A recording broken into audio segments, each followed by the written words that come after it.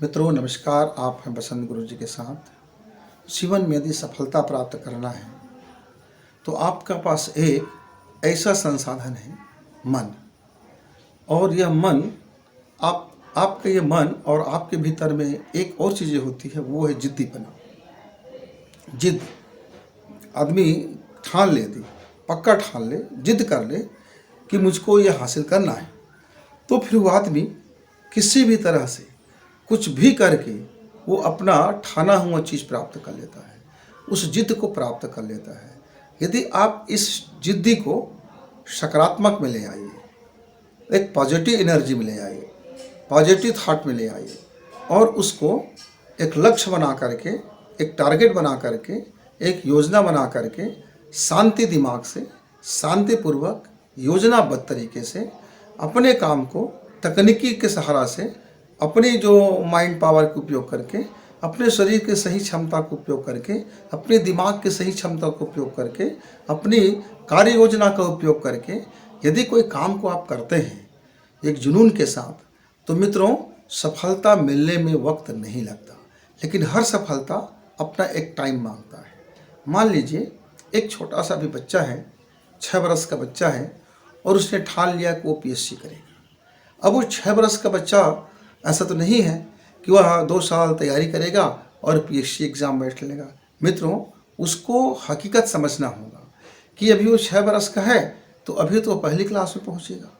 अभी तो उसको स्नातक करने में पूरा का पूरा आपका 15 वर्ष का सफ़र तय करना होगा। और वह यदि वह हर क्लास को बेहतर करे, हर सब्जेक्ट को अपना वह उस जिद के अनुरूप पढ़े कि मैं जब पीएचडी करूं तो मेरा ऐसा कोई सब्जेक्ट न छूट जाए कि मैं जिस उम्र में हूं, जिस क्लास में हूं, उस क्लास की पढ़ाई को मैं पक्का वाला करूं, उसकी एक एक समझ को मैं पक्का वाला समझूं, और जो जो इस समाज में, संसार में घटित हो रहा है, उस घटनाओं का भी नोट्स मैं बनाता चलूँ।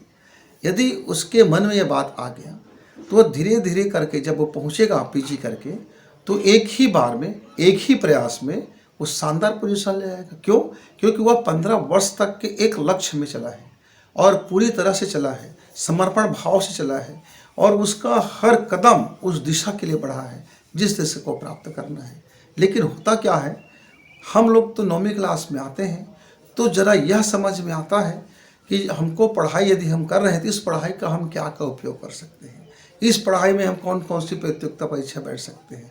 फिर हमारी अपनी फिर तब तक का जो ढर्रा बन चुका होता है, जो परिपाटी बन चुका होता है, जो संस्कार बन चुका होता है, जो मन में मलिनता आ चुका होता है, अपने समाज, अपने घर, अपने लाइफ में जो चीज़ें घटित होते रहता है, बहुत सारी चीज़ों का कोलाज हम बन चुके होते हैं। सच और झूठ का ऐसा घालमेल रहता है कि जीवन में कहाँ सच है, कहाँ पाखंड है, कहाँ झूठ है, कितना धोखा है, क्या कैसा है, सारा विचारधारा एक उथल पुथल में रहता है और एकदम लहर उठते रहते हैं, लहर उठते रहते हैं। जीवन में कई तरंगे हैं, कभी लड़कियों को लेकर, कभी लड़कों को लेकर, कभी प्रेम को लेकर, कभी मोह को लेकर, कभी गपबाजियों को लेकर, कभी पाजी हरकतों को लेकर, तरह तरह के ख्वाब, तरह तरह की कल्पना, तरह तरह की आकांक्षाएं, डिमांड, हर और ऐसा उलझा हुआ जीवन रहता है कि उस समय हम स्थिर दिमाग से, स्थिर मनोविज्ञान से, अपने साइकोलॉजी को एक चारों तरफ से, एक सम्यक बोध से, सम्यक दृष्टि से और सम्य भाव से हम लाइफ को नहीं देख पाते, क्योंकि तरंगे उड़ती रहती हैं।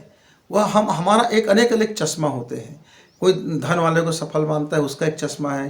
कोई कहता है कि बुद्धि वाला ही इस परीक्षा को निकाल सकता है, उसका चश्मा है। सबकी अपनी अपनी पूर्वाग्रह हो जाते हैं और अवधारणाएं बन चुके होते हैं, धारणाएं बन चुके होते हैं। आप उसको निकालने में बड़ा वक्त लग जाता है। 12वीं के बाद जब पहुँचते हैं, यानी तब कॉलेज में पहुँचते हैं, तब आपके हौसले बुलंद रहते हैं, आपके पास एनर्जी होता है, आपका शरीर, आपका हार्मोन्स अपने उफान पर होते हैं। फिर उस समय यदि आपने जो रास्ता पकड़ लिया उस रास्ते पे आगे बढ़ गए, नहीं तो आप जो रास्ते पकड़े उसी रास्ते पे चलने लगे। तब यह कहाँ हमारे पास होश रह जाता है कि हमको जोश कब लानी है, हमको जीवन में होश कब भरना है और कब हमको जोश में कहाँ तक चलना है। ऐसा है कि आप 2 किलोमीटर तो खूब जोश के साथ दौड़े, तीसरा किलोमीटर आते आते आप हाँफने लगे, चौथे किलोमीटर में आप पद चाल में आ गए, 5वें आते आते तो आपने बैठना शुरू कर दिया, और 10वें के पहुँचते पहुँचते तक तो आप चूर होकर के थक करके बैठ गए और 11वां किलोमीटर आपसे पार नहीं हो सका। वही एक धावक जो प्रैक्टिस कर रहा है काफ़ी उम्र से, वह 100 किलोमीटर चल के भी वह नहीं बैठता। उसको मालूम है कि किस गति में चलना है, किस गति में दौड़ना है, कितना एनर्जी लगना है, कितनी थकावट को जीतना है, वो अभ्यास के रहते हैं। तो जिद, यानी आप जिद कीजिए, ठानिए, जुनून रखिए, आत्म जुनून, अंदर से पैदा होने वाले जुनून, उस जुनून को सही दिशा दीजिए, सही डायग्राम दीजिए, सही योजना में लगाइए, सही कार्य शक्ति में लगाइए, सही उसको पावर में लगाइए। अब मान लीजिए आपके पास एक गोली है राइफल का, और आप देखते हैं कि एक राइफल शूट करता है और गोली जा करके अपनी लक्ष्य को भेद देता है। आप सोचोगे अब ये गोली तो मेरे हाथ में आ गया, अब एक जो मेरे पास गोली है, मेरे पास एक छोटा सा परमाणु बम है, अब मेरे हाथ में आ गया, अब मैं शक्तिशाली हो गया। नहीं मित्र, जब तक आपको उस परमाणु बम को ले जाने वाले वाहन नहीं होगा, ले जाने तकनीकी नहीं होंगे, उस फ्यूल डालने तकनीकी नहीं होगा, एक टीम नहीं होगा, उसको एक संसाधन नहीं होगा, उसका अस्त्र शस्त्र नहीं होगा, तब तक वो आपका परमाणु बम भी बेकार है, कोई मतलब का नहीं है, अर्थहीन है। जिस तरह से एक गोली बिना राइफल की, बिना बंदूक की, उसका क्या मतलब है, क्या औचित्य है। या एक बंदूक है पर गोली नहीं है, यानी आधे अधूरे जब तक इनकम्प्लीट चीज़ों पे आप अपना एनर्जी लगाओगे तब तक सफलता कैसे मिलेगी।